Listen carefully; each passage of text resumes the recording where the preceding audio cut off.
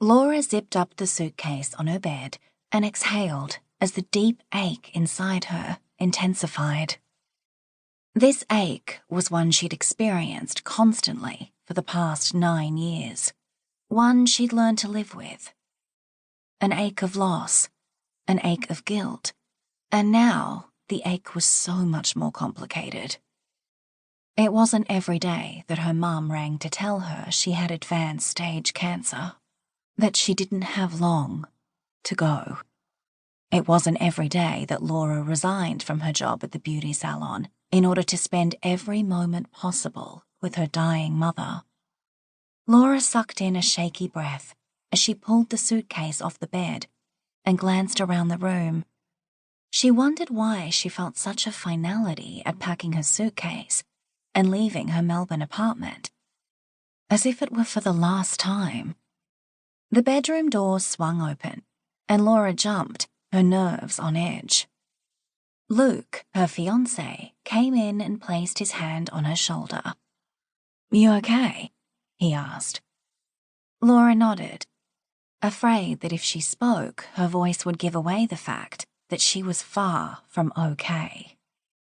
"Babe," he continued, "I know I said I'd be able to come up on weekends to visit you and your mum, but I'm not sure how often it'll be. You know, with work and everything." Laura frowned. "What do you mean?"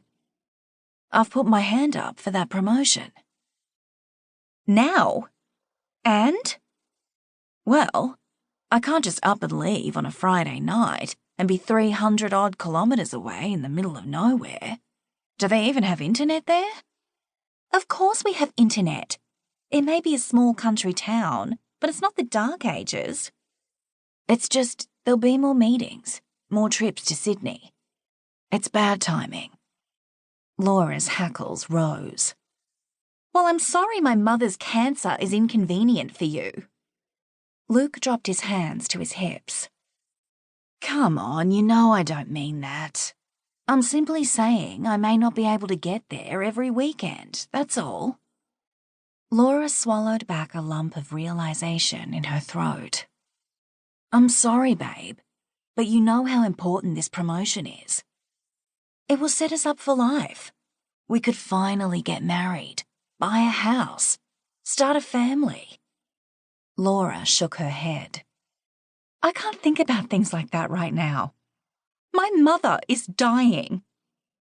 "I know, it's awful, but we have to think about our future too," Luke said, reaching toward her. Laura batted his hand away. "This is so typical of you, Luke. Work always comes first. I thought you'd have my back on this and be there for me." "I am, babe, but—" "And stop calling me babe.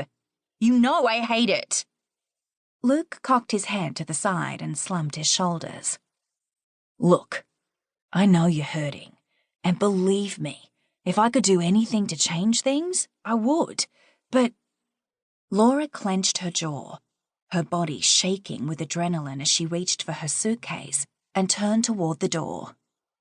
"Laura, hey, come on. Don't leave things this way. Let's talk it through." Laura paused in the doorway and looked back at Luke, wondering what she ever saw in him. Sure, he charmed her with his Brad Pitt smile and Chris Hemsworth biceps, and his promises of the world as he climbed the advertising ladder. But when it came down to it, when it really mattered, he never had her back. This wasn't the first time, and she knew it wouldn't be the last. Work always took priority for Luke. Money and status were his first loves, probably his only loves. Why had it taken so goddamn long for her to realize that? "I'm not one of your clients who will talk it through. I'm not doing this anymore. It's over, Luke. Goodbye," she said coolly. It wasn't until she stepped into the elevator that she let the tears flow.